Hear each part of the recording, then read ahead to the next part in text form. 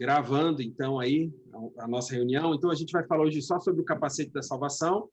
É curtinho o texto, eu queria ler esse pedacinho só que o Mitian cita, e queria falar com vocês especificamente sobre um texto, que é um texto que está lá em Isaías, que seguramente deu base, deu sedimento para Paulo falar o que ele falou a respeito do capacete da salvação, a respeito da armadura de Deus, e também falar um pouquinho sobre um material que traduz para a gente o que foi que Cristo conquistou por nós na cruz. Eu vou dizer aqui mais à frente a importância disso.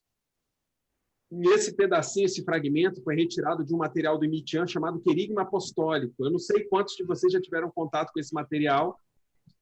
Foi um seminário que o Mitian ministrou, falando a respeito do querigma apostólico, ou seja, querigma vem de proclamação, né? Da proclamação apostólica, da proclamação que os apóstolos fizeram a respeito de Jesus, a respeito de quem era Jesus, do seu poder, da sua graça, do seu favor, da sua misericórdia, da sua grandeza.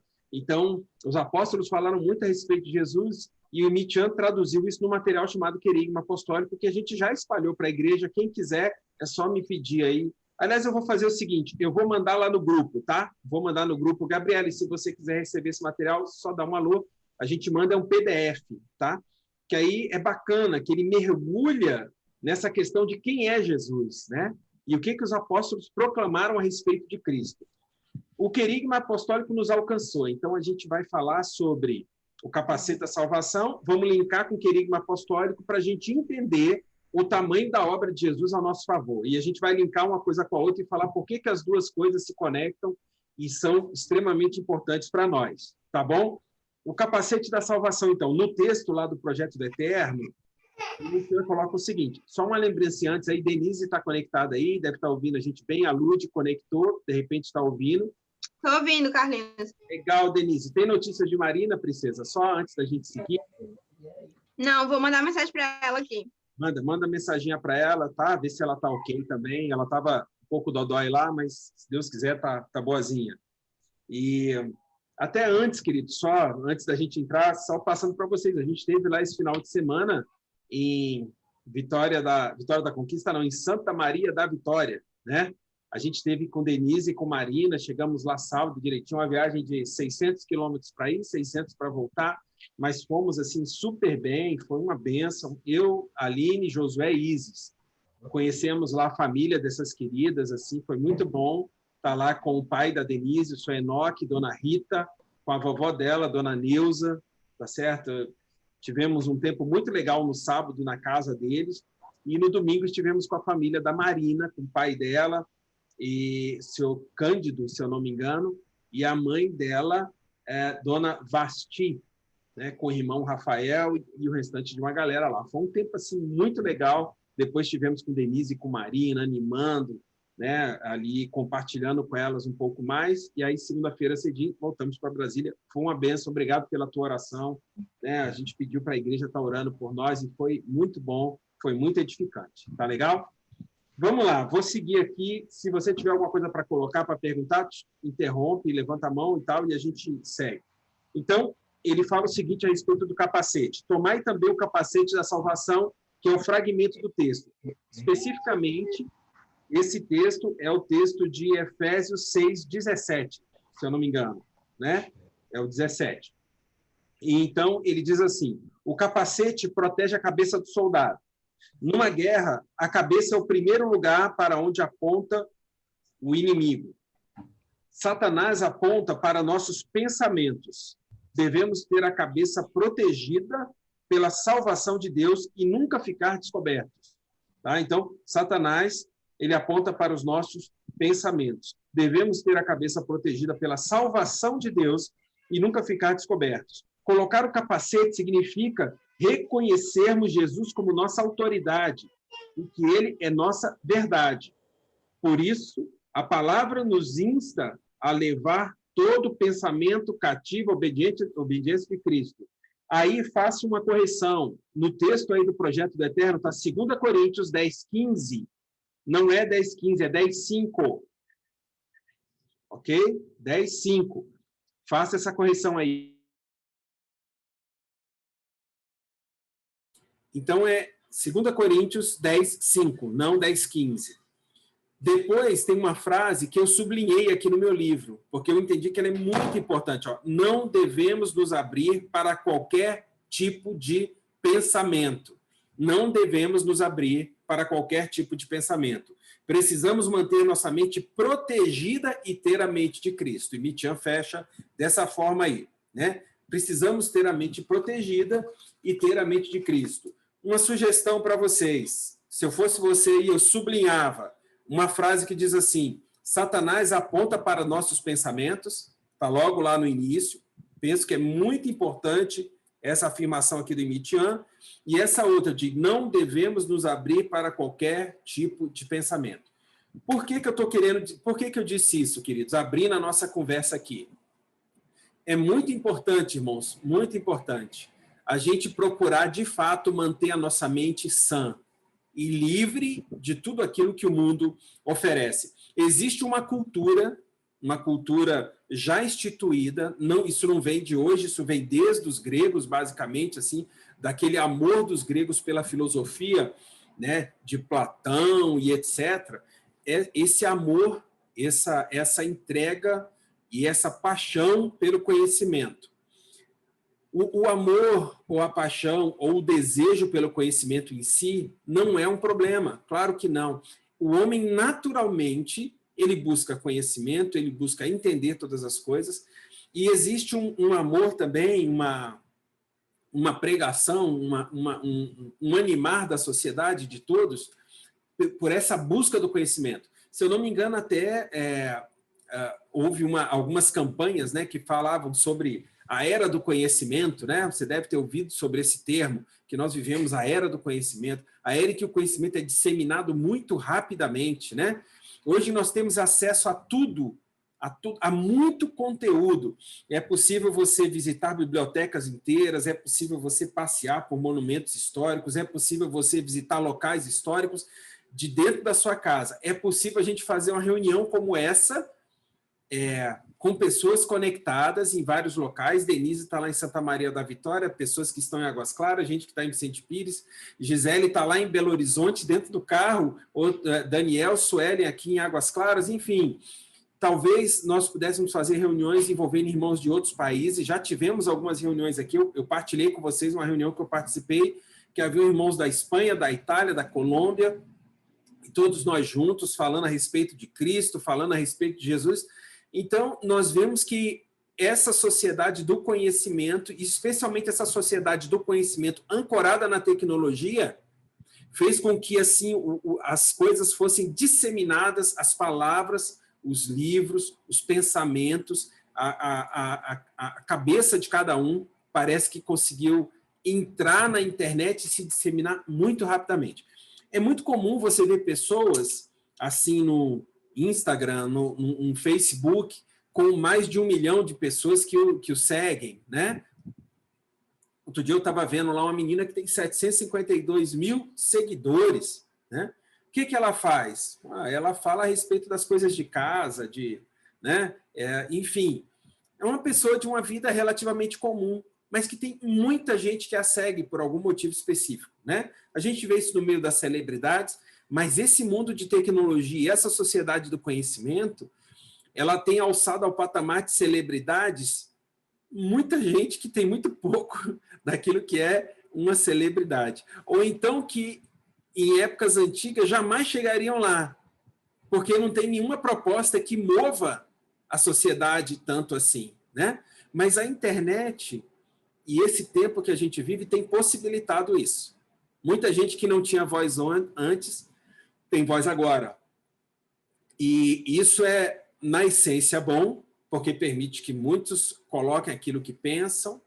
Você pode ouvir várias pessoas e aí usar de uma coisa que eu me lembro assim que na escola, estudando filosofia, eu me lembro que o professor falava sobre o pensamento dialético. Não sei se você lembra, quem já ouviu falar sobre isso, né? Sobre a dialética. A dialética, você tem uma síntese de um lado, você tem, aliás, uma tese de um lado, depois você tem uma antitese, uma outra tese, e aí no final você tem uma síntese. Esse é o pensamento dialético.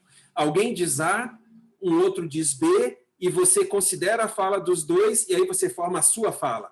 Esse termo, essa dialética, ela é o centro, talvez, ou uma âncora muito importante da sociedade moderna, né? Se você se levantar hoje e disser para alguém assim, olha, você não pode pensar diferente, muito dificilmente essa pessoa vai aceitar o que você está falando. Ela quer ter a liberdade de ouvir o que você está dizendo, ela quer ter a liberdade de ouvir o que outros vão dizer, para que ela mesma formule o seu pensamento ao final. Concordam? Isso é o que acontece no nosso dia a dia. Mas o apóstolo Paulo, quando ele trata desse assunto aqui em Efésios, ele fala para a gente usar alguma coisa que protegesse a nossa cabeça. E Paulo fala que nós devemos usar uma coisa que protegesse a nossa cabeça, chamada capacete, mas ele fala que é um capacete da salvação. Esse capacete ele tem um conteúdo. Esse capacete ele tem uma... Não é Estefânia está andando muito aí de bike, pedalando para cima e para baixo. Há um tempo atrás eu lembro que ela estava querendo comprar um capacete. É um capacete para proteger de levar alguma pancada, um capacete, né? Aqueles lá do pessoal que pedala, aquele capacete furadinho e tal. O pessoal que anda de moto, como o Fernando aí, tem que usar um capacete mais fechado, né? Uma coisa que imagina quantas histórias a gente já ouviu de pessoas que foram salvas por utilizar um capacete, né? Uma pedra vir, bater na viseira ali e tal, a pessoa cair, bater a cabeça.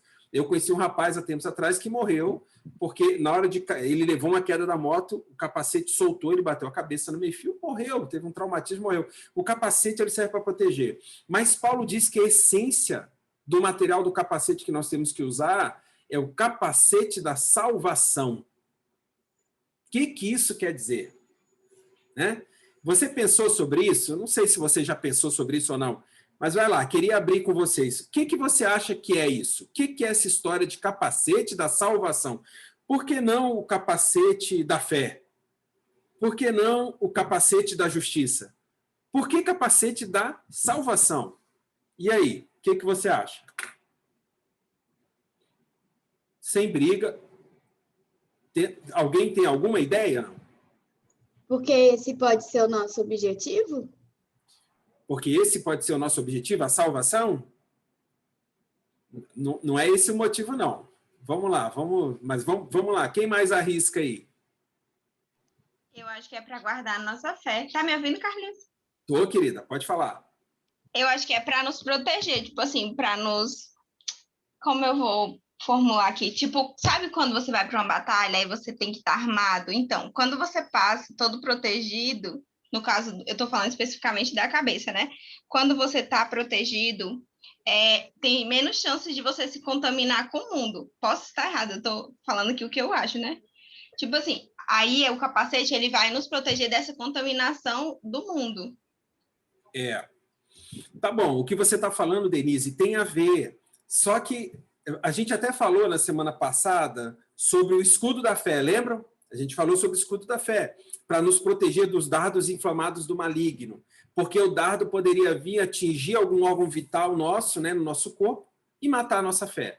A gente falou sobre isso. Mas quando ele liga o capacete da salvação, eu vou pegar daqui, basicamente, assim, de forma mais direta, Sabrina, Denise e irmãos, o apóstolo Paulo está dizendo o seguinte: aquilo que Cristo conquistou para nós na cruz do Calvário, que no final é sintetizado numa coisa chamada salvação, isso mantém a nossa mente íntegra. Quando nós nos lembramos, isso mantém a nossa mente em Cristo. Quando nós nos lembramos que há uma salvação, quando nós nos lembramos do final de todas as coisas, isso nos mantém sãos. Isso nos mantém em Cristo. Tem um salmo, se você quiser também, anota aí, depois você pode ler, eu vou abrir aqui no meu celular, Salmo 73, esse salmo é maravilhoso. Assim. Não sei quantos de vocês já olharam, já leram, mas o Salmo 73, ele começa falando sobre o problema da prosperidade dos maus. Já viram esse salmo, não? O problema da prosperidade dos maus. Olha só, o salmista começa dizendo assim: com efeito, Deus é bom para com Israel, para com os de coração limpo. Quanto a mim, porém, quase me resvalaram os pés. Pouco faltou para que se desviassem os meus passos, pois eu invejava os arrogantes ao ver a prosperidade dos perversos. Olha o que o salmista está dizendo. Ele estava olhando para os outros, ele estava olhando para o mundo, ele estava olhando para a galera que estava perto dele, um povo que não temia o Senhor, um povo que era arrogante, que era desafeiçoado de Deus, que praticava o mal, e eles estavam prosperando. Alguma semelhança com a gente aí? Já passou por isso? Não. Você fica ali procurando fazer o que é correto diante de Deus e tal, e o outro cara do teu lado fazendo tudo errado e se dando bem. Né? Então, o salmista ele estava observando isso. É um salmo de Asaf, versículo 4, do Salmo 73. Para eles não há preocupações, o seu corpo é sadio e nédio. Olha que coisa, o seu corpo é sadio, assim, nédio, tem a ver com gordo, alimentado, firme, sabe, saradão, comeu, tá cheio de saúde.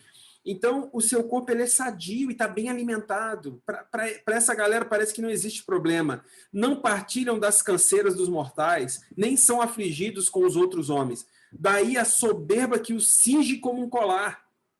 Não é verdade? O homem que acha que não precisa de nada, normalmente a soberba toma conta. Eu não preciso de ninguém. Eu sou muito bom. Né? Eu sou muito capaz. Então, eu dou conta de cuidar da minha própria vida. Eu posso resolver os meus problemas. Eu não preciso de um Deus para resolver os meus problemas. Eu dou solução para eles. Né? Os olhos saltam-lhes da gordura, do coração brotam-lhes fantasia. Versículo 8. Motejam e falam maliciosamente, da opressão falam com altivez. Versículo 9. Contra o céu desandam a boca e a sua língua percorre a terra. Versículo 11, e diz, aliás, versículo 10, por isso o seu povo se volta para eles e tem por fonte de que bebem a largos sorvos. Ou seja, as pessoas se voltam para esses ímpios bem-sucedidos, homens de sucesso no mundo, e bebem daquilo que eles dizem, se alimentam daquilo que eles ensinam. Por que vocês acham, irmãos, que os livros de autoajuda vendem como água? Por que vocês acham que essas pessoas que alcançam sucesso são seguidas por multidões?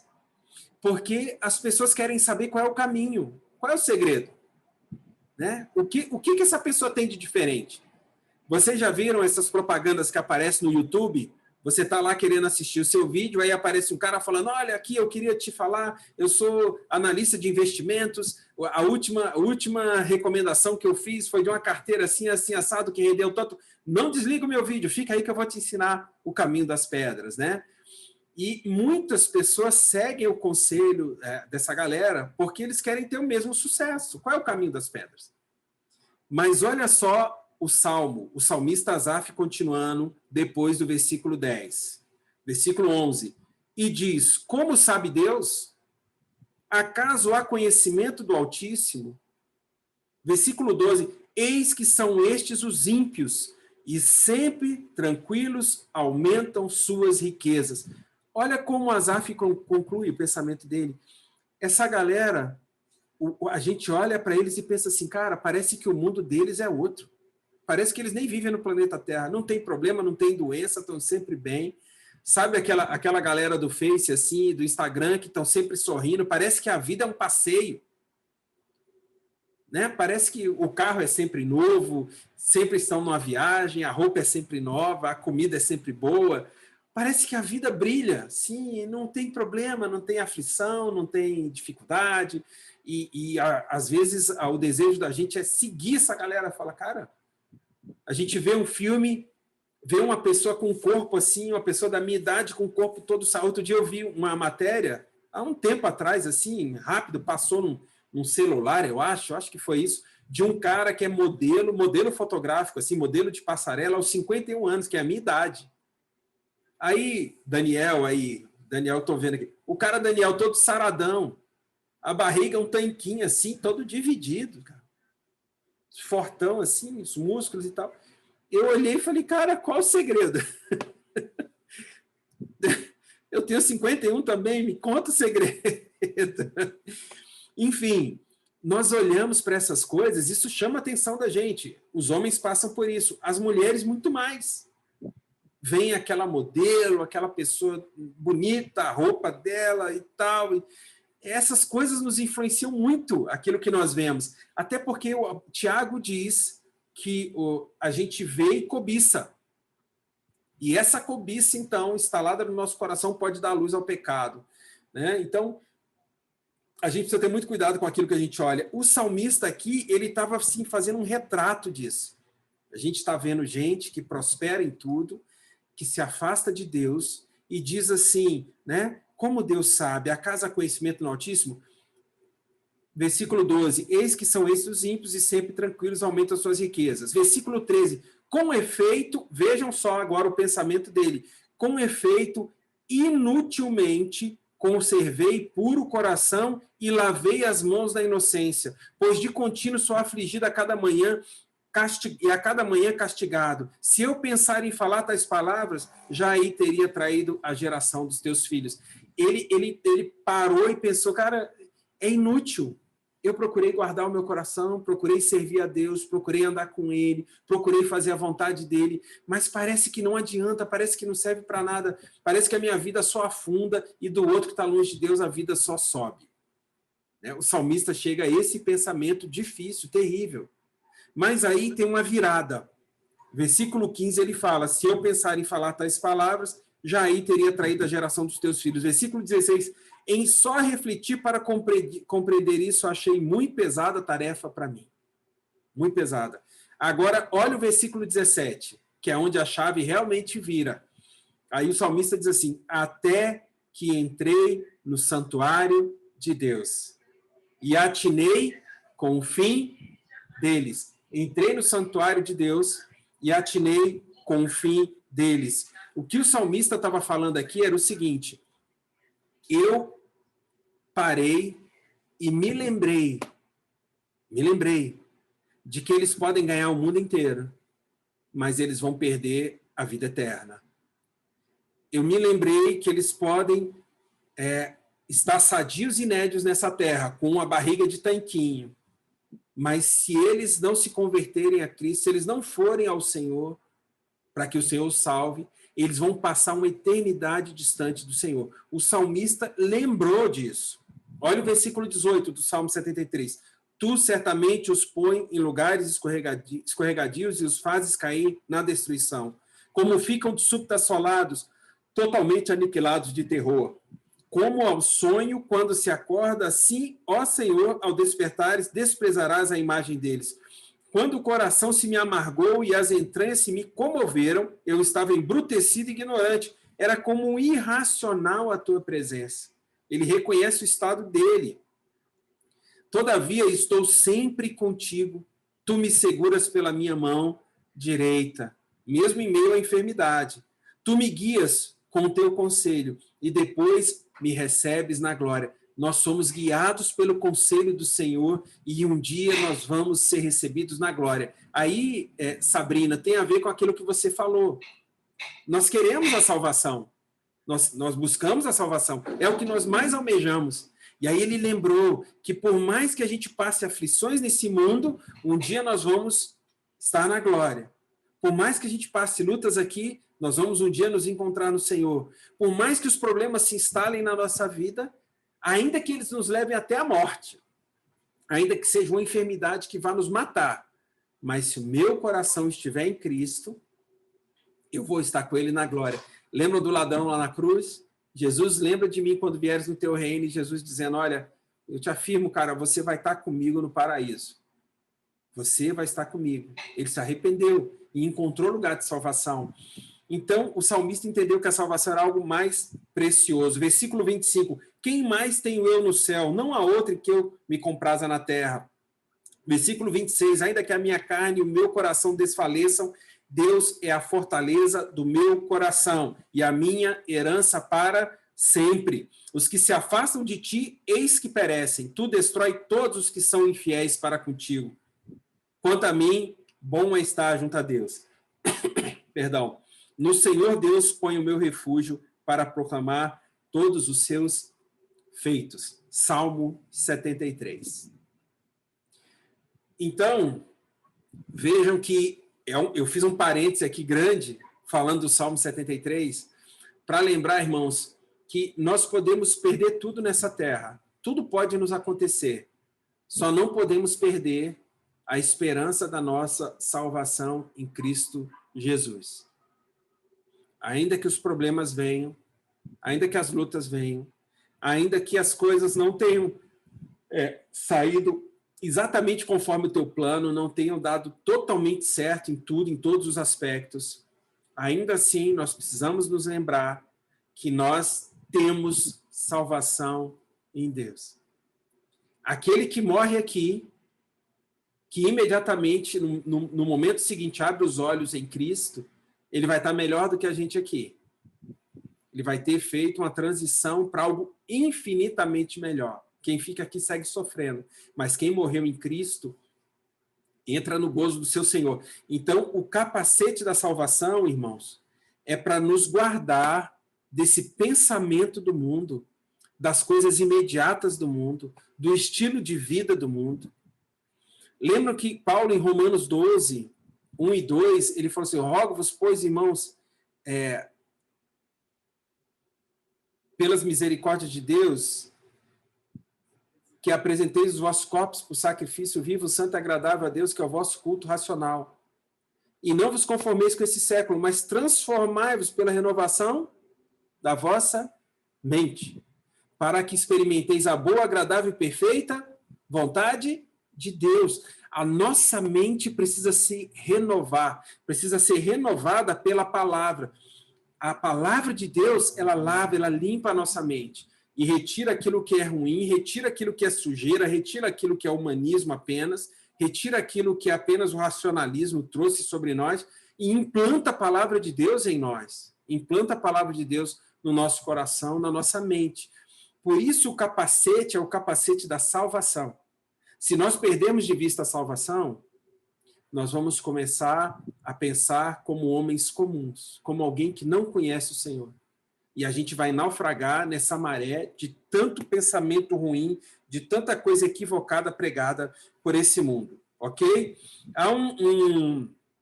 Eu estava lendo aqui um comentário bíblico sobre esse texto, ele diz, o autor, Brodman, ele diz o seguinte, tomar o capacete significa dispor de tudo que Cristo oferece em sua obra salvadora. Tudo aquilo que Cristo ofereceu para nós, nós devemos abraçar e colocar sobre nós, colocar sobre a nossa mente. Queria falar rapidamente com vocês sobre isso. Eu vou colocar uns slides aqui, eu não vou sair lendo cada um dos textos, senão a gente gastaria assim muito tempo. Talvez, se for o caso, a gente pode pegar na semana que vem e olhar esses textos com cuidado. A gente avalia juntos aqui no final. Mas eu vou colocar aqui uns slides, queria que você acompanhasse, tá? E a gente falasse a respeito dele. Vamos ver aqui se vocês vão conseguir ver legal. Espera aí só um minutinho. Deixa eu ver aqui.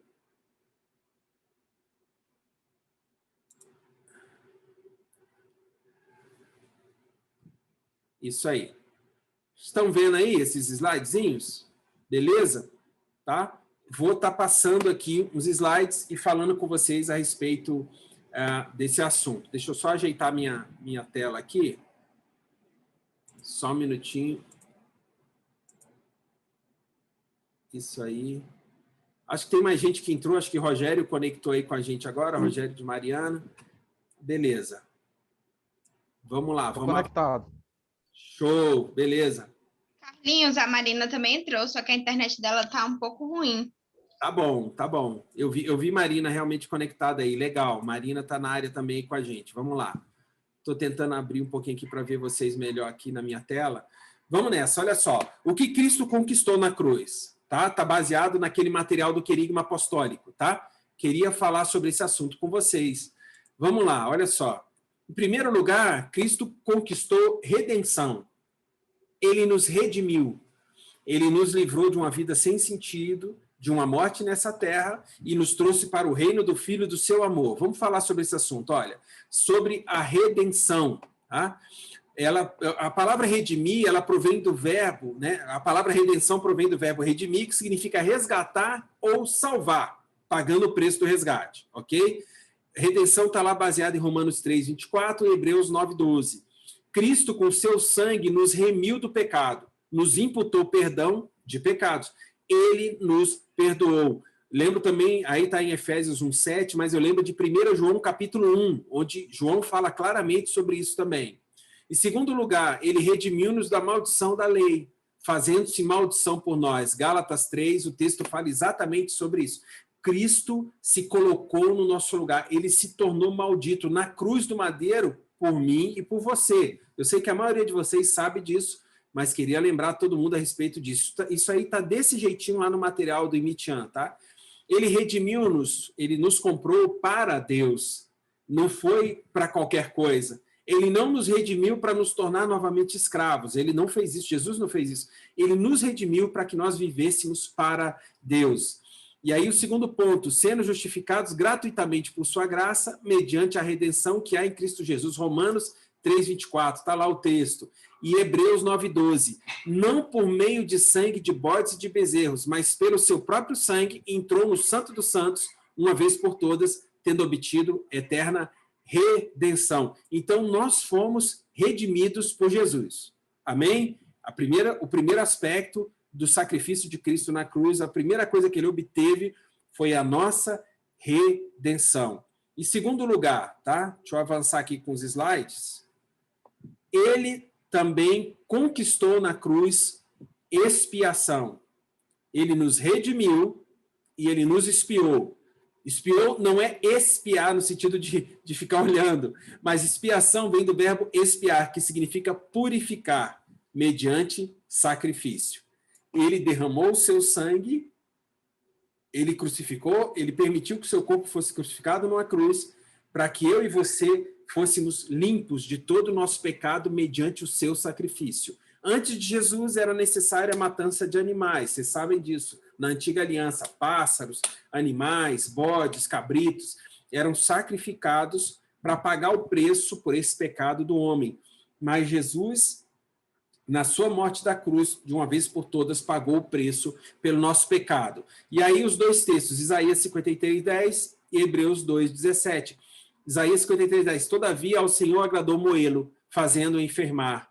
Quando der ele a sua alma como oferta pelo pecado, verá a sua posteridade, prolongará os seus dias, e a vontade do Senhor prosperará nas suas mãos. 1000 anos aí, aproximadamente, ou mais ou menos, enfim, antes, Isaías já profetizava a respeito do sacrifício de Jesus. Né? Sim. Eu lembrei de uma coisa importante aí. Os animais, eles só cobriam o pecado, não anulava. O sacrifício de Jesus, ele anulou o pecado. Né? E também, assim, outro dia o Modesto estava falando, estava lendo aquele texto que Jesus estava agoniado, orando, perto de morrer. Ele orou e insistiu 3 vezes, né, para o Pai. Se for possível, né, passa de mim esse cálice. Aí voltou, orou de novo. E não era pelo medo da morte. O Modesto até estava explicando por isso. É porque ele ia carregar o pecado de toda a humanidade. O pecado de prostituição, de roubo, de pedofilia, de adultério, de assassinato. Tudo ia estar sobre ele. E ele estava angustiado com isso, porque ele está carregando esse peso. É isso aí. Amém. E aí, só lembrando, né, que de fato o animal ele só cobria, ele não anulava. Amém. Amém. A obra de Cristo foi muito maior, né? A obra de Cristo foi muito maior. Tá bom? E realmente isso que a Aline está falando tem tudo a ver com o restinho, finalzinho aí de Isaías 53:10, né? Quando falei a vontade do Senhor prosperará nas suas mãos, né? Como Jesus, ele fez cotidianamente a vontade de Deus, né, na sua vida. Nós vemos isso no Evangelho, vemos Jesus sempre realizando a vontade do Pai. Ele disse isso com a sua própria boca. Depois o texto de Hebreus 2:17. Por isso mesmo convinha que em todas as coisas se tornasse semelhante aos irmãos, para ser misericordioso e fiel sumo sacerdote das coisas referentes a Deus e para fazer propiciação pelos pecados do corpo. Olha, irmãos, Jesus se tornou como nós. Assim, Jesus pôde sentir na pele e viver na pele aquilo que nós vivemos. Se nós temos fome, Jesus também teve fome. Se nós passamos por angústias, Jesus também foi angustiado. Se nós passamos por tribulações, Jesus também foi atribulado. Se nós passamos por perseguição, Jesus foi perseguido. Se nós nos angustiamos na terra, Jesus sofreu angústias na sua pele. Se nós padecemos, Jesus também padeceu. Se nós somos injuriados, Jesus também foi injuriado. Se nós trabalhamos, transpiramos, suamos para obter o pão, Jesus também trabalhou. Então, ele passou por tudo aquilo que nós passamos. Ele foi tentado em todas as coisas, como nós também somos tentados. Mas Jesus foi o vencedor sobre todas as coisas, sobre as tentações, sobre o lançamento, sobre aquilo que o diabo lançava sobre ele, na verdade. Então, Jesus, ele veio para ser um modelo. E, sendo modelo, ele alcançou para nós expiação. Ele purificou os nossos pecados, ele limpou a nossa vida dos nossos pecados através do seu próprio sacrifício. Ele se sacrificou para isso. E como a Aline lembrou bem, não foi apenas uma coisa para pagar a conta do pecado só, mas foi uma coisa para nos livrar do pecado. Em Cristo nós podemos viver uma vida distante do pecado. Nós não somos mais do pecado. Não somos mais esse velho homem, né? Lembro sempre de 2 Coríntios 5, 17, né? E assim, se alguém está em Cristo, nova criatura é, as coisas velhas, antigas passaram, tudo se fez novo, tá bom? Então, lembrando aí, houve redenção, não é isso? Redenção, expiação, e agora nós vamos ver que Cristo também alcançou, ele conquistou para nós a propiciação. O que quer dizer isso, né? Propiciar, a propiciação é o ato de apaziguar a ira mediante sacrifício. Ele limpou a nossa vida dos pecados mediante o seu sacrifício, que tem a ver com a expiação, mas ele também conseguiu, ele alcançou para nós propiciação. Aliás, eu escrevi até errado, né? Perdão lá. Lá em cima está errado, depois eu vou corrigir aí, tá? Ele alcançou para nós propiciação. Essa propiciação alcançada por Cristo, ela nos limpou, né? Ela nos manteve limpos e distantes, agora protegidos da ira do próprio Pai sobre nós.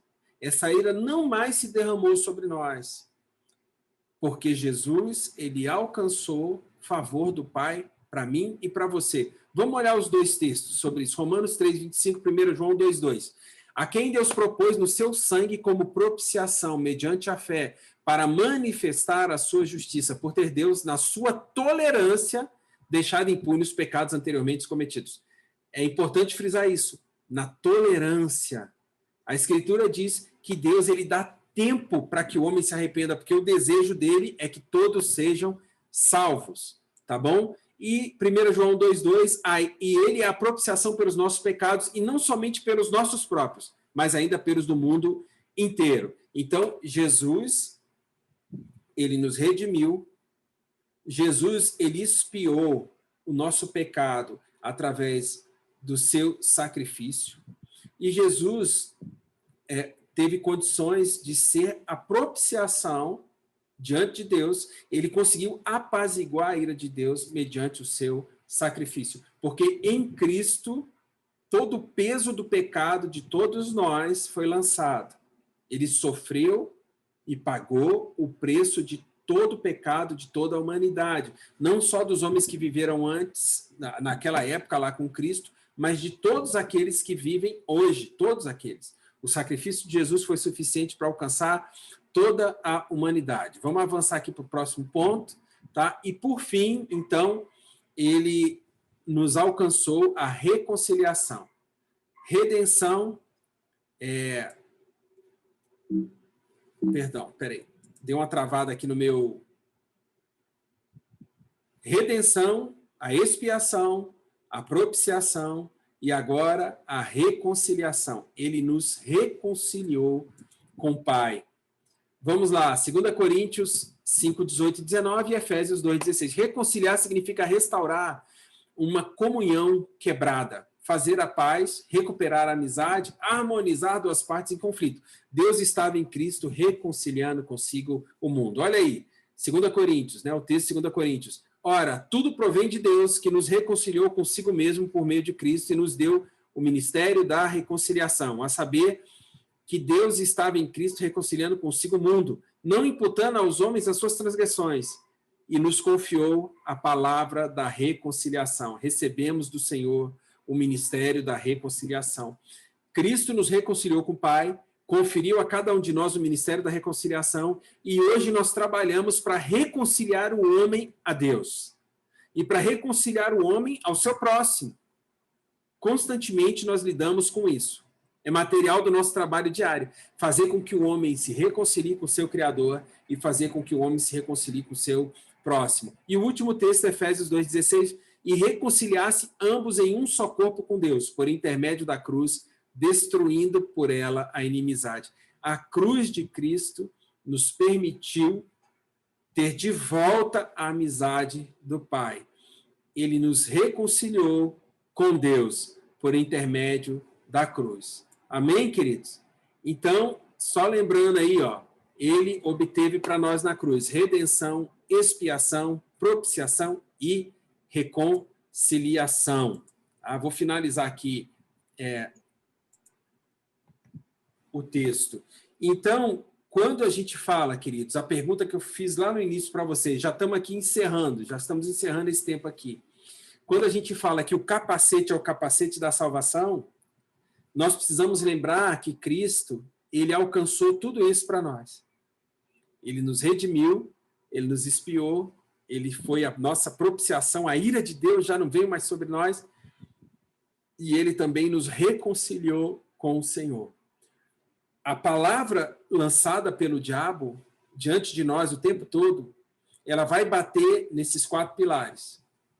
Ele vai tentar mostrar que você não é mais amigo de Deus, que você perdeu a amizade do seu Criador. O diabo lança esse tipo de palavra, ele é o acusador da nossa alma.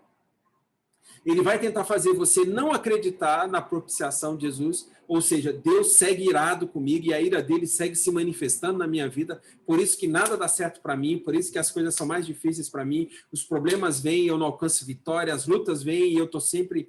Parece que a gente é um boxeador que está contra as cordas do ringue, sabe?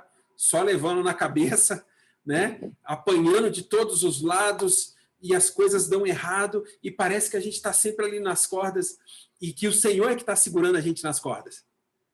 O diabo, ele faz essa semeadura. Ele vai querer fazer você acreditar que o Senhor não te ama, que ele não cuida de você, que ele te abandonou, que ele não está olhando para você, que ele quer que você seja um infeliz, que você não vale nada, que você não vai alcançar nada, que você não vai chegar a lugar nenhum, mas a salvação dada por Cristo Jesus, alcançada por ele na cruz do Calvário, ela mostra que essa obra foi completa. Por isso, nós não podemos tirar esse capacete da salvação. E a nossa mente tem que estar protegida contra essas ciladas lançadas pelo diabo, pelo mundo. A Escritura fala de 3 inimigos muito importantes e pesados com os quais a gente luta o tempo todo, né? Que é a nossa carne, o mundo e o diabo. A nossa carne, o mundo e Satanás, eles vão trabalhar para semear em nós o pensamento, a mente de alguém que não crê. O diabo não necessariamente quer matar o teu corpo, mas seguramente ele quer matar a tua fé. Se ele tocar na sua fé, o seu corpo pode seguir vivo por aí. Como essa galera do Salmo 73 falado por Asaf. Médios, sadios, parece que tudo está bem, parece que eles estão prosperando, parece que a vida deles está feliz, eles estão alegres e estão conquistando, e estão crescendo, e a vida está boa, o corpo está legal, a saúde está em dia, o carrão está na porta, a casa boa está aí, a viagem para os Estados Unidos, para outros países, está tudo na mão. Mas o salmista diz, ó, até que eu atinei com o fim deles, até que eu me lembrei que no final o preço que eles vão pagar é muito caro. Eles podem passar a vida inteira prosperando, mas no final a fatura chega e o preço vai ter que ser pago. Tá? Lembra vocês, para a gente terminar mesmo, queria ler com vocês aqui rapidinho o texto de 2 Coríntios. Eu falei aqui que 9 horas a gente ia terminar, são 8h58, se eu não me engano, né? 8h57, a gente já está indo aqui para o fim. 2 Coríntios 10, nós vamos ler do versículo 3 até o 5. Queria ler com vocês aqui 2 Coríntios 10, do 3 ao 5, para a gente finalizar. Que texto, assim, tremendo, irmãos. Que texto maravilhoso de Paulo. 2 Coríntios 10, do 3 ao 5. O apóstolo Paulo diz assim: porque, embora andando na carne, não militamos segundo a carne. Porque as armas da nossa milícia não são carnais, e sim poderosas em Deus, para destruir fortalezas, anulando nós sofismas. A palavra sofismas do grego, ela quer dizer logismos, né? E, na verdade, o sofisma é um pensamento, é uma razão que, naturalmente, ela é hostil à fé cristã. O sofisma, naturalmente, se opõe à fé cristã. O Senhor diz, confie. O sofisma se levanta para te dizer assim, você não tem motivos para confiar em Deus, ele não te responde. A fé cristã diz, tenha esperança. Você vai alcançar o caminho do Senhor, você vai alcançar a estrada e o fim ao qual o Senhor propôs para você. Mas o sofisma diz, corre atrás, meu amigo, se vira, vai ficar esperando Deus fazer as coisas, vai ficar esperando Ele se manifestar e resolver os teus problemas, arregaça aí as mangas, cai dentro e lute. Os sofismas, eles se opõem à fé cristã, naturalmente se opõem. Fala, Aline. A gente ouve muita gente também, Carlinhos, com o sofisma do pecado, que não vai conseguir viver sem pecar, né? Que ouve a vida toda, né? Uma vida assim, longe do Senhor e viciado em determinados pecados, né? Não estou falando só de vício de beber, de fumar, eu estou falando de vários, né? O pecado, ele domina mesmo a nossa carne, ele se alimenta, né? Da nossa carne. Mas esse também é um sofisma, quando a pessoa não consegue vencer uma, aí duas, cai de novo. Ele fica com esse sofisma de que ele não nasceu para ser filho de Deus, ele nasceu para viver o mundo. Né? E todo esse capacete da salvação, e todas essas coisas que você colocou, que Jesus conquistou para nós, não só a anulação do pecado, mas a capacidade de não pecar mais, de não viver sendo marionete do pecado, ele conquistou, e a gente precisa se apossar dessa verdade e insistir, permanecer nesse caminho. Né? Recomeçar, pedir perdão, confessar, abrir coração, porque isso também guarda. A pessoa que esconde o pecado ou que não pede ajuda, né? Ela também fica mais vulnerável nessa batalha, a ser atingida e a ser sofismada. Isso aí que a Aline estava falando, que a Aline está falando, irmãos, é muito, muito importante. Eu queria até fazer uma coisa que eu creio que é importante aqui. Eu vou partilhar rapidinho com vocês esse texto e depois eu vou ler o último versículo aqui para a gente terminar, mas eu penso que é importante colocar esse texto em função disso que a Aline falou. Tá? Vocês conhecem Tiago 5,16, né? Eu queria ler aqui com vocês, olha só. Está aqui, ó. Estão vendo aí? Confessai, pois, os vossos pecados uns aos outros e orai uns pelos outros para serdes curados. Muito pode, por sua eficácia, a súplica do justo. Vou ler novamente. Confessai, pois, os vossos pecados uns aos outros e orai uns pelos outros para serdes curados. Muito pode, por sua eficácia, a súplica do justo. Amém? Então, o texto de Tiago, aqui, o apóstolo Tiago, ele está dizendo que é necessário confessar, orar uns pelos outros para sermos curados. A Aline estava falando do sofisma, que faz com que a gente pense assim, eu nunca vou conseguir me livrar desse pecado. Eu já tenho tantos anos praticando isso, eu minto e não consigo me livrar da mentira. Né? Eu sou um mentiroso quanto mais. Eu acho que eu nasci assim. Não tem? A gente sempre fala sobre o complexo de Gabriela, né? Eu nasci assim, você sempre assim, tal. Gabriela e tal. O complexo de Gabriela é isso. Parece tipo assim, pau que nasce torto, morre torto. Lembra dessa história? Não tem esse ditado? Né? Pau que nasce torto, morre torto. Aí o pessoal fala o seguinte, mas Jesus era o carpinteiro, né? Então, Jesus, o carpinteiro, pode muito bem trabalhar na madeira torta e deixar ela retinha. Ele faz de novo, né? Ele faz de novo. Mas é muito importante lembrar o que Tiago diz aqui, em Tiago 5,16. Quando eu confesso o meu pecado para os meus irmãos, eu tenho a oportunidade de ser curado. Vejam que Tiago não está dizendo, confesse o pecado ao irmão para o seu pecado ser perdoado. Porque o nosso pecado é perdoado quando nós o confessamos a Deus. 1 João 1,9. Vocês lembram o que diz 1 João 9? Se confessarmos os nossos pecados, ele é fiel e justo para nos perdoar os pecados e nos purificar de toda injustiça. Então, confesso o meu pecado e ele me perdoa. A palavra também diz que aquele que confessa o seu pecado e o deixa, alcançará misericórdia. Eu confesso o meu pecado, abandono o pecado, então eu alcanço misericórdia. Mas Tiago diz que para nós sermos curados, é preciso confessar uns aos outros.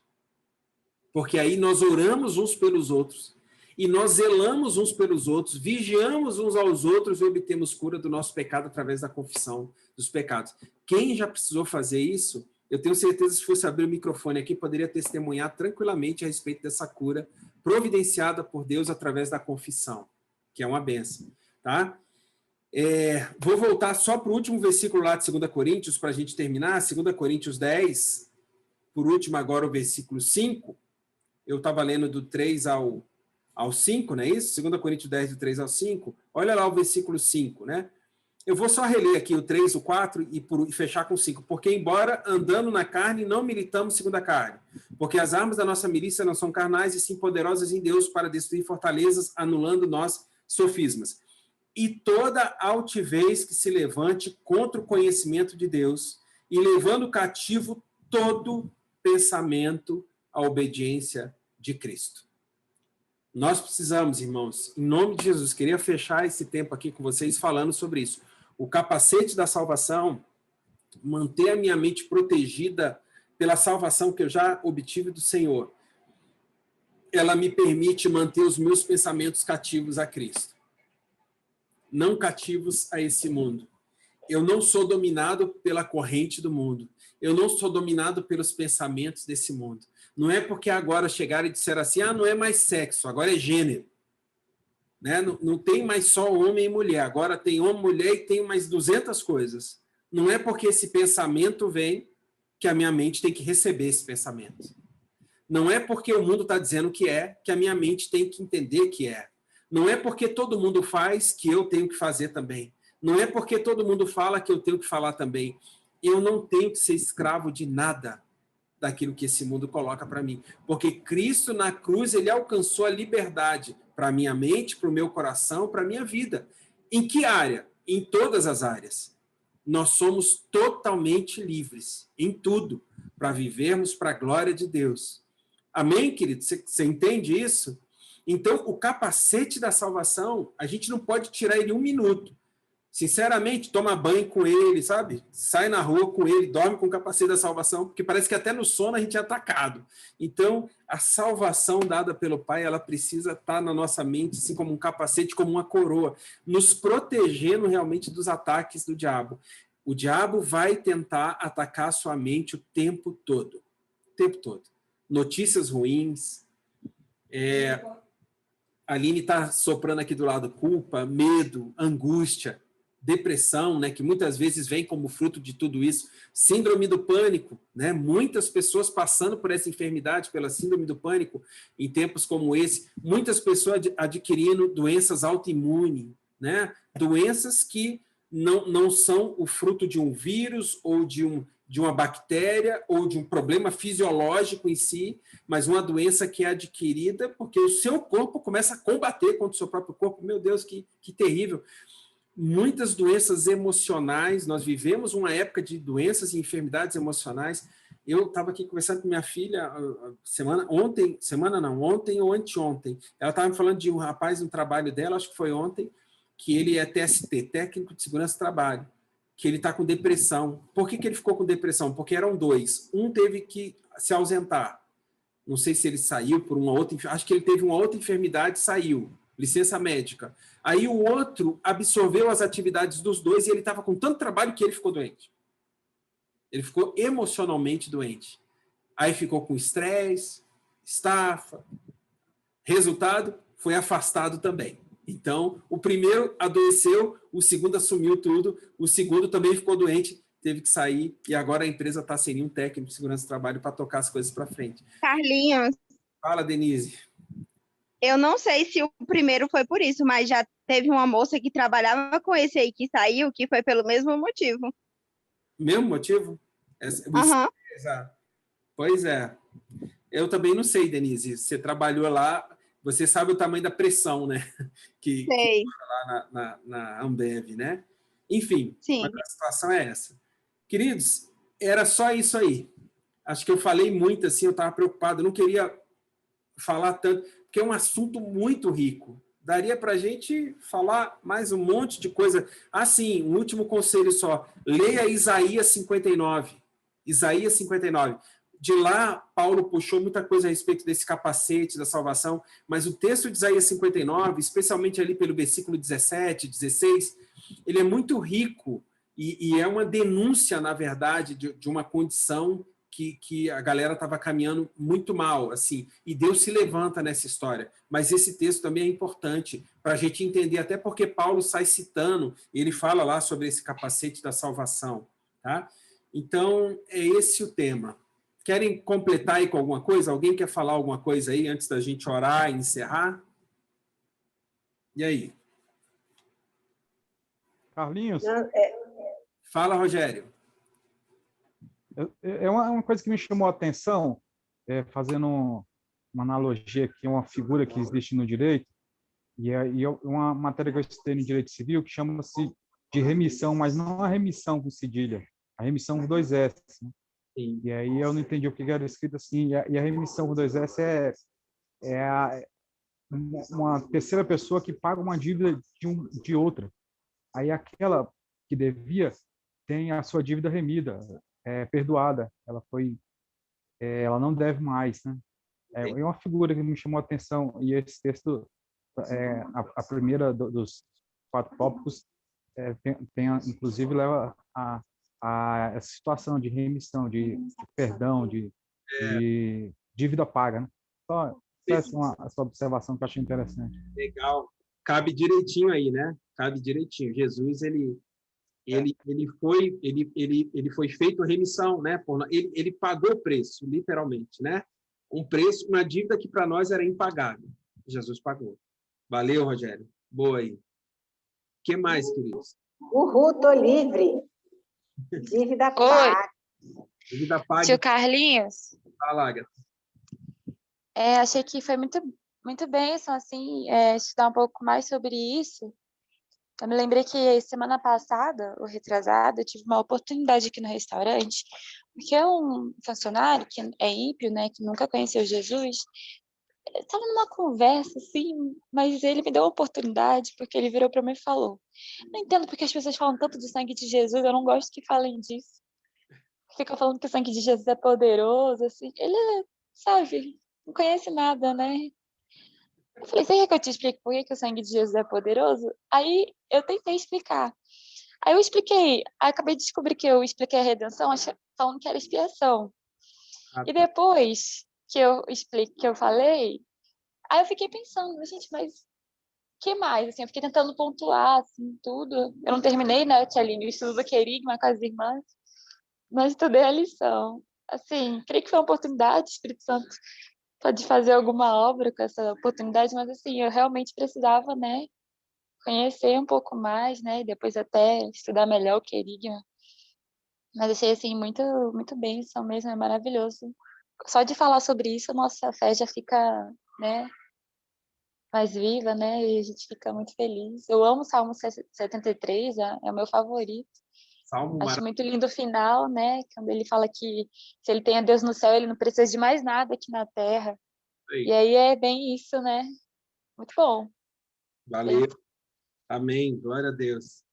Mais alguém? Mas até a gente que está estudando, a gente chora no final do querigma às vezes, né? Porque a gente fica, Gisele e Stefânia estão aí, sabe? Que a gente fica falando desse assunto e vai mexendo com o nosso coração, vai enchendo.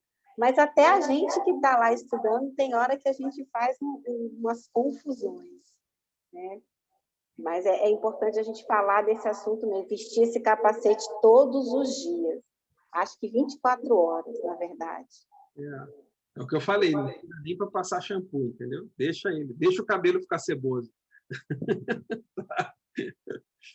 E aí? Eu acho que o capacete também protege a gente. Você falou muito da ameaça externa, né? Os pensamentos e as filosofias e todas essas coisas que invadem a gente, mas também tem muito do nosso coração, né? Das coisas que não foram tratadas, das coisas que não foram curadas ainda, né? E como você falou da carne, né? E isso vem com muita força, né? Então é uma proteção contra a gente mesmo. Contra, né? Como Paulo fala, né? Miserável homem que estou, que me livrar do corpo dessa morte, né? O mal que eu não quero fazer, esse eu faço, né? Então tem horas que a gente fica pensando, meu Deus, eu não mereço essa graça, né? Eu não mereço toda essa oferta, né? Sendo que eu sou mal, né? Na minha essência caída, né? Então, eu acho que é muito nesse sentido, né? Tem uma proteção contra nós também. É verdade. É verdade. Esses inimigos. É uma doença autoimune espiritual. Muito bem. Pois essa é boa, né? Essas questões, assim, irmãos, isso que Gabriel estava falando, dessa questão interna nossa, né, que nos ataca, a gente falou dos inimigos da carne, né, do mundo, do diabo e tal, o sistema desse mundo, né? E esse fogo amigo, né, que é um fogo de dentro, assim, que no fundo é inimigo nosso, ele precisa realmente ser tratado, né? A Gabriele citou esse texto de Paulo, quando Paulo fala assim, poxa, miserável homem que sou, ele conclui, fala assim, miserável homem que sou, quem me livrará do corpo dessa morte?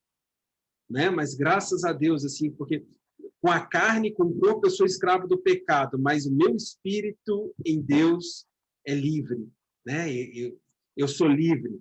Por isso também Paulo lá em Filipenses 4:13 fala, eu posso todas as coisas naquele que me fortalece, né? Que em Deus eu consigo ir além. Em 2 Coríntios ele fala que nós podemos anular sofismas, né?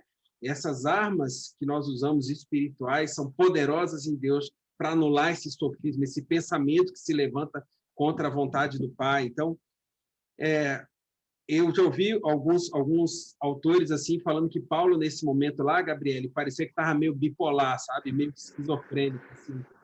Quem me livra lá do corpo dessa... O mal que eu quero fazer, eu não faço, mas o mal que eu não quero, esse faço, né? Então, Paulo estava assim, parece que numa aflição de espírito, né? Numa agonia. Quando é que eu vou vencer? Né? E, de fato, caminhar com o Senhor. Mas ele conclui lembrando que a nossa carne, ela ainda milita, ela está viva, a nossa carne não se converte. Eu tenho 51 anos, eu me converti com 15, tenho 36 anos de caminhada com Cristo. Minha carne nunca se converteu a miserável. Seria jóia se ela tivesse convertido. Meu Deus. Podia rolar um tempo de serviço aí. A minha carne segue sendo carne, ela segue inclinada para as coisas da carne. E eu preciso crucificar essa minha carne todos os dias e mantê-la lá, né, na cruz com Cristo. Então, a minha carne quer, de fato, seguir o curso dela. Né? Mas tanto que a Escritura diz, o Espírito, na verdade, está pronto. Mas a carne é fraca. Meu Espírito está conectado com o Senhor, eu tenho o Espírito Santo em mim, eu quero fazer a vontade de Deus, eu sou inclinado no Espírito a fazer a vontade de Deus, mas a minha carne, ela milita contra o meu Espírito e essa guerra fica o tempo todo dentro de mim. Eu tenho que alimentar, tem uma figura que diz assim, é como se houvessem 2 cachorros dentro da gente, assim, sabe? Lutando, guerreando. O que você alimentar mais vai vencer. Tá certo? Então, nós precisamos alimentar muito o nosso espírito, muito mais do que a nossa carne, porque se a gente der vazão para a nossa carne, ela toma conta. Toma conta, né? E alimentar a carne não é só comer comida, não. Ver TV demais, estar distante do Senhor, não se alimentar. Basta a gente não se alimentar do Senhor, que a gente vai estar alimentando a nossa carne, né? Tá certo? Então, é isso aí. Valeu, Gabriela. Mais alguém quer falar alguma coisa aí para a gente finalizar? Carlinhos, Fala. eu fiquei observando essa questão do próprio exercício que a gente está fazendo do estudo dos elementos ali do uniforme, do soldado, que seja. Eu acredito que naquela época, Paulo, né, que falou sobre esse tipo de uniforme, eu acredito que ele visualizava ali um soldado romano à época, né? E eu acho interessante essa parte do capacete. Quando você questionou sobre salvação, eu fiquei meio confuso, né? Por que seria salvação? Hoje eu estou vendo assim que seria um exemplo de o foco, né? Seria ter um foco, a cabeça voltada para aquilo ali, para a salvação. E aí quando avaliei junto com a questão da sandália, que é sandália, os calçados do evangelho, né? Aí me passou pela cabeça, pô, mas se a pessoa tiver só o foco da salvação na cabeça, e às vezes que muitas religiões aí pregam, né, que você tem que buscar só a salvação, que Jesus é a salvação, né, não pensa em um senhorio. E eu acredito que quando você analisa como senhorio, ele vai te dar algumas ordens para você cumprir, né? Uma delas é o ID, né? Pregar o evangelho, fazer discípulos. Então, eu acredito que se a pessoa também só tiver a mente desvirtuada, egoísta, vamos falar assim, e pensar, tá bom, capacete é salvação, eu tenho que ter só salvação na minha cabeça. Eu não preciso ter uma espada afiada, eu não preciso ter um bom escudo, um peitoral protegido, né, a sandália preparada. Só que é interessante, quando você coloca uma missão para você cumprir, né, você tem a mente, você faz o planejamento, ali, o desenvolvimento de uma missão, antes de você começar a caminhar, eu acredito que realmente acredito que o início do Evangelho de Cristo, vem a primeira coisa à tona é o quê? Salvação. Seria até estar falando com o Daniel esses dias, pô, o que você oferta para uma pessoa que é ímpia hoje, assim? Da maneira ignorante, falo assim, resumindo. Você vai chegar para uma pessoa e vai ofertar algo que ela vai sair daquela área de conforto dela e vai se sentir atraída. Então, se a pessoa tem tudo de bom hoje, eu falo financeiramente, o que o mundo oferece, se você não conseguir ofertar a ela algo além da vida daqui, que seria a salvação, isso não atrai muito a pessoa. Então, quando você pensa, eu estou pensando só em salvação, digamos que eu não estou pensando nem para outra pessoa, estou pensando só para mim, você realmente só vai estar nu e vestido com capacete, né? E o que, além das outras instrumentais, assim, do vestimento de um soldado, o que me atraiu mais, assim, nessa relação foi entre o capacete e a sandália, né? A sandália é algo que vai desgastar, algo que vai sujar, o capacete sempre vai estar limpo, né? Geralmente, o capacete é aquilo que você vê primeiro. Hoje, você conhece uma pessoa, você olha para o rosto, você olha para o óculos da pessoa, você não vai ver se a unha dela está com bicheira, se ela tem uma frieira no pé, ou se o calçado está sujo, né? Se a pessoa tiver chinelo ou calçado fechado, você olha para a face da pessoa. Só que se a gente não fazer uma junção do capacete com a sandália, eu acredito que você só vai alcançar a salvação se você sair dessa fase de planejamento e começar a executar. E o primeiro passo que você vai dar, você pode estar até descalço, como a gente falou do outro exercício, mas não vai durar muito tempo essa tua caminhada. Então, você tem que ter um bom calçado, né? E o objetivo de usar esse calçado, que é pregar o evangelho. Então, eu acredito que a associação do capacete com a sandália, você só vai criar uma dependência, você só vai conseguir a salvação se você pregar o evangelho. Porque se você só crê em Jesus e seguir dentro da tua casa, né? Falar assim, não preciso ir para a igreja, não preciso estar em comunhão, então você não vai se salvar. Você vai ter todo o evangelho na tua cabeça, vai ter todos os querigmas, os didaquês da vida, mas se você não exercitar, se você não sair de casa e caminhar, não buscar pregar o evangelho, você não vai poder ter...